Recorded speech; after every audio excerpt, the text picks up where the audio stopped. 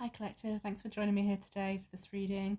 Trust that if this found you, there's a message here for you, and as always, take what resonates and leave what doesn't.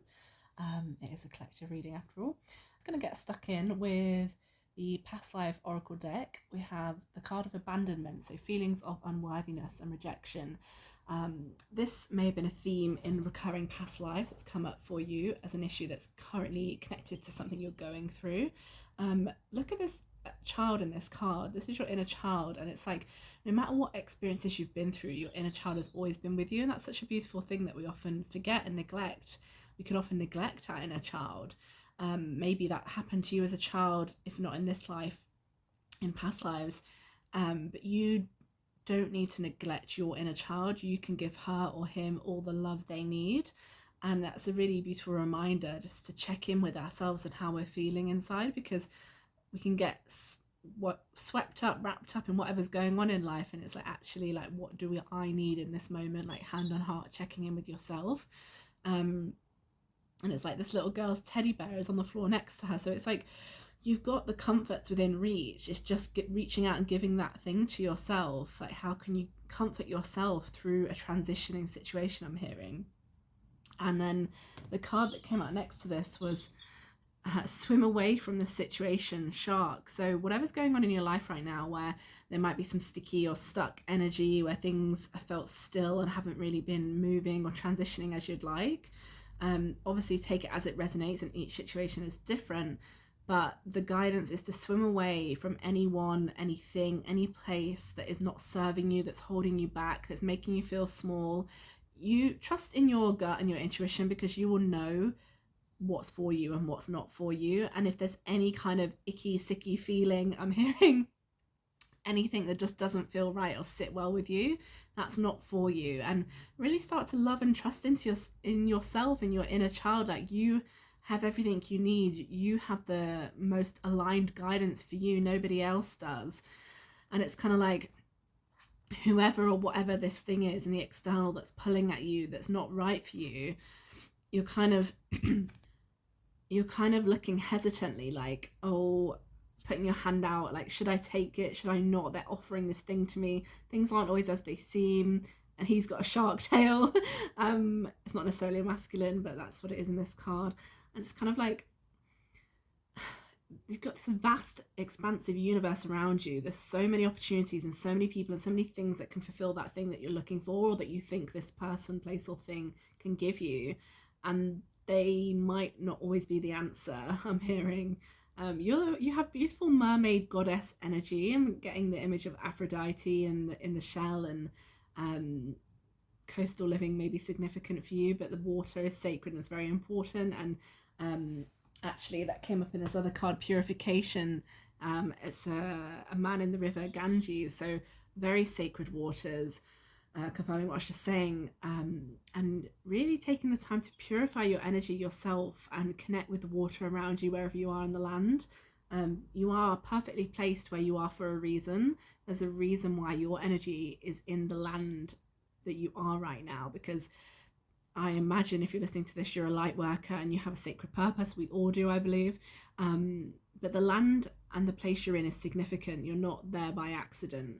I don't know if you've been connecting to sacred water lately, or if not, this is a call to connect with the waters, the waterfall, the oceans, lakes, rivers around you, because they're alive and they're connected and you're close to them for a reason. And maybe even I'm getting looking up the name of the goddess that's attached or associated with the river near you, because I find that fascinating, and see what similarities there are in that deity to you, because for whatever reason that's coming up. And yeah, water's very sacred. And he's actually holding a deity in his arms in the river here. And this can be connected, I'm getting, to root chakra. There's something about your foundation at the moment. Things are shifting. You are your own foundation, and believe it or not, I'm hearing that you are more sturdy than you've been in a long time. Like, even as things have been shifting and changing radically around you, there's been a lot of movement and change. You have become your own pillar of support, your own foundation, and that's really beautiful, because so often we're taught in society to rely on external and somebody else or other things, And it's just like, you can give yourself all of that stability within yourself. You don't need to rely on anyone else. And obviously it's good to have connections and people that we can trust and rely on, but not above yourself, because you're the most important thing in your life. And that's not selfish or narcissistic. That's just basic self-care and self-love. But yeah, can you see this red pillar, this foundation here? And I'm just seeing that as you are this foundational pillar, and the water's only going to help to cleanse your auric field and whatever's going on in your life right now. Because I sense that there has been some stillness, and it might have been tough to be in this state, but actually we have stillness here in this card number 37, a Zen monastery, Japan. So things can look still and stagnant, and it can feel really frustrating even if there's so much change on the outside, but there's often a lot of change on the inside. And this is coming through a lot lately. Like, we know that flowers and plants need time and sunlight to germinate and in their becoming, like the fertile void. Just because we can't see what's going on in our life doesn't mean that things aren't coming in for us, doesn't mean the universe isn't already working on it. Like, here's you again, this foundation in the center, and things are shifting and changing around you. The universe has been working in your favor as things have been seemingly still. So trust in that and just use this time wisely. I'm hearing connect with your inner Zen. You may have had past lives as a monk. I'm even hearing a priest, priestess energy, really sacred divine energy, and just reconnect with yourself in that. And I think I'm getting that this is connected to this inner child wound. I'm hearing, like, what can be uncomfortable to our inner child and not feel safe. It's like, how can we actually give that safety to ourselves, again rooted into a foundation. They're both kind of sat like alone, but never alone. You're never alone. Obviously the universe and your guides are always with you, always interconnected, all of us, but seemingly alone. But actually it can be this fearful place, or it can be this beautiful Zen sacred space, and we get to choose what that is. We can look at, it's that typical thing, glass half full, glass half empty. Like, how do we want to look at it? And it's not to negate the shadow at all. It's sitting with it and accepting it, and then seeing it for what it is, that actually we can transmute it into light, because it's there to help us grow and learn. And I think a big part of this is learning to let yourself and your wounded inner child kind of step out and be seen and feel the love and light of other people, and not be afraid anymore of all the good things too. I'm hearing, like, sometimes we can shut ourselves off from opportunities out of fear, but then you're missing all the things that were meant for you. And I feel like I'm just getting, this is a time in your life where you're meant to be seen and appreciated and acknowledged, and to do that you have to come out of the whatever, the closet, the wardrobe, the house, the street, you get the picture. Literally step out and allow yourself to be loved and be seen. You've been building your inner foundations. The universe has been building foundations for you, and it's time to comfort yourself, to nourish yourself, to cleanse yourself, to purify yourself. Step out into the light of day, I'm hearing, and trust that your gifts were given to you for a reason. Like, it's okay to feel unworthy or scared, even rejected from patterns of the past. This may be, again, past lives coming through.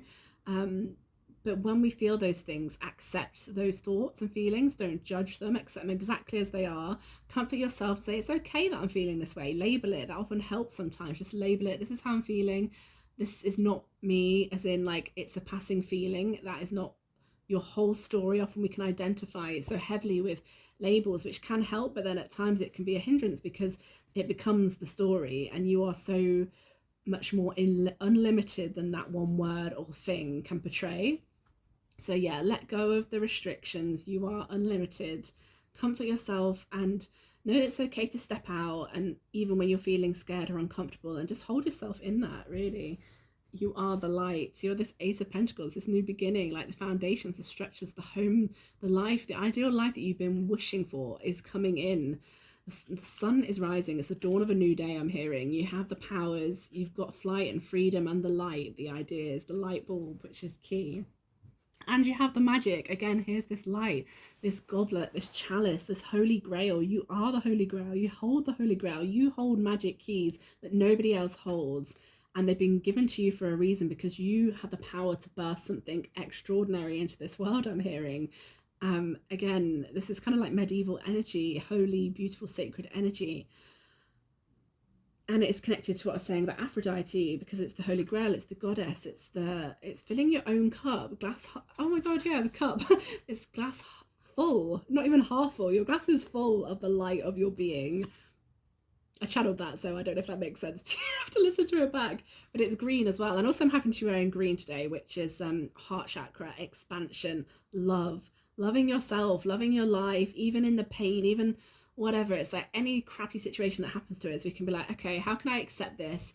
And what am I meant to learn for this? And how can I redirect my energy and just accept every experience, the blissful to the painful, because that's where true peace lies.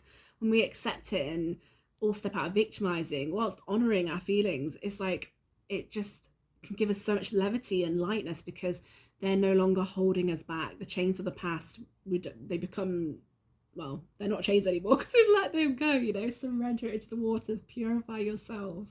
That's really beautiful, this magical energy, if you can see that.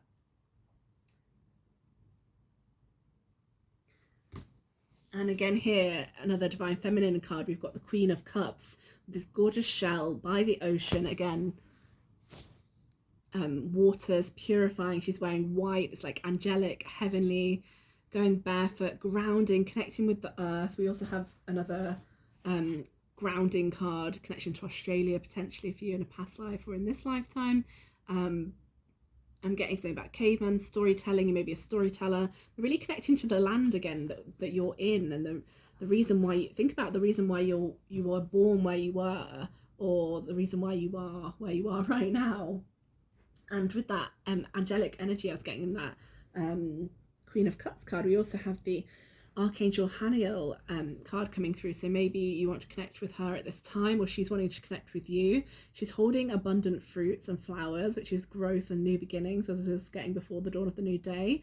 And just being in joy and gratitude for everything you have, and intuition, trusting your intuition again and what you need. You know what you need more than anyone else.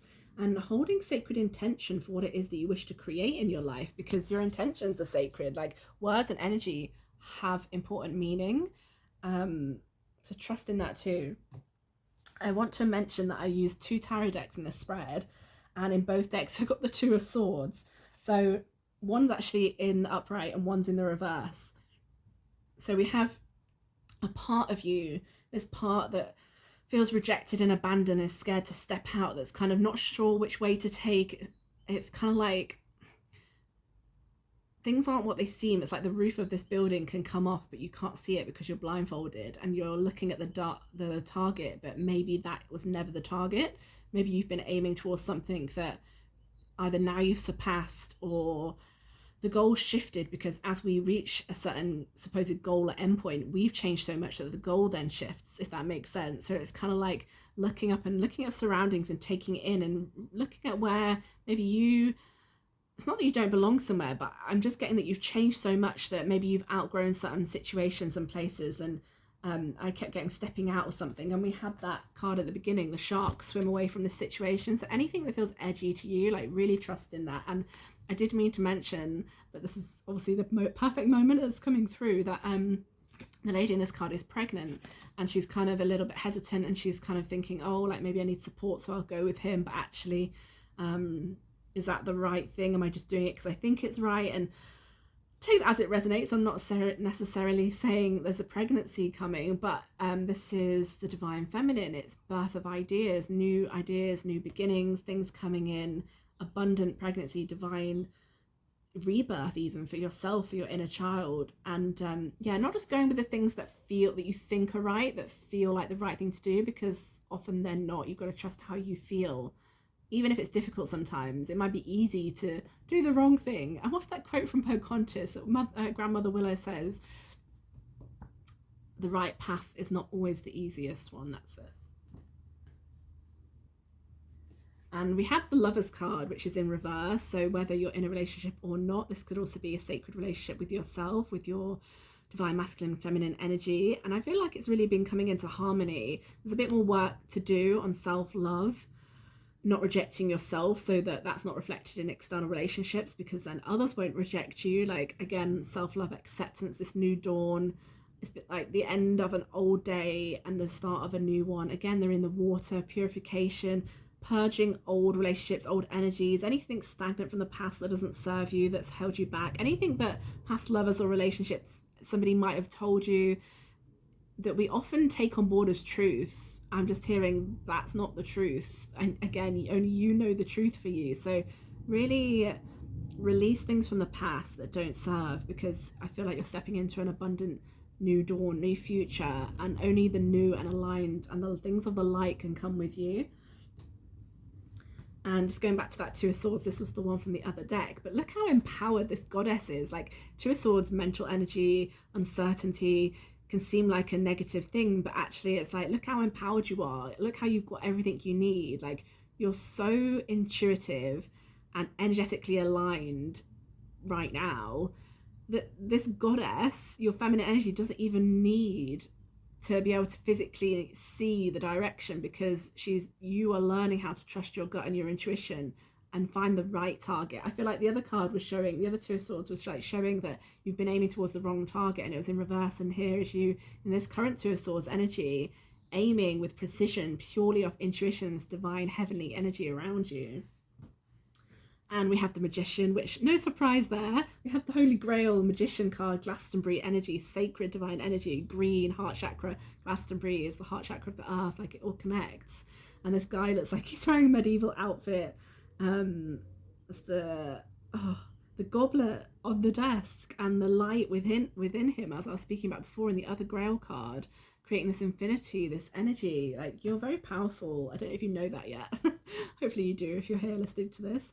I'm just getting from this Page of Pentacles, like, obviously ideas and abundant things coming to your reality, but this map's on the floor and it's making me think of Mary Poppins. Sorry, there's a lot of Disney references today, where they're jumping into the map. And again, I think this is connected to sacred places in the landscape of where you are, because he's on this path, on this journey, which way to go. He's got money in his pocket. It's kind of playful energy. Like, God, you've worked hard in the past, and you've got to learn to love yourself now and step forwards and have some fun and go where you want to go. Like, you choose, you be the wielder of choice in your life. Jump into the map. That's a really fun analogy. There's a lot of fun that wants to be had in your life, and you just need to let yourself have it. And even though we had that kind of uncertainty of Two of Swords energy and abandonment wounds that you've been working through and need to trust in yourself, like, we've also got such beautiful energy here of like the magic and the Holy Grail and the Divine Feminine and the Ten of Pentacles, like such a confirmation of that. The Happy Families card. I don't have much more to say about that, because you'll know where in your life or related to, or if it's everything. Yeah. Robin Hood may be significant. Again, medieval energy, Maid Marian, Robin Hood, divine masculine feminine union. There might be something in that for you. Maybe watch the film. It could be a message there.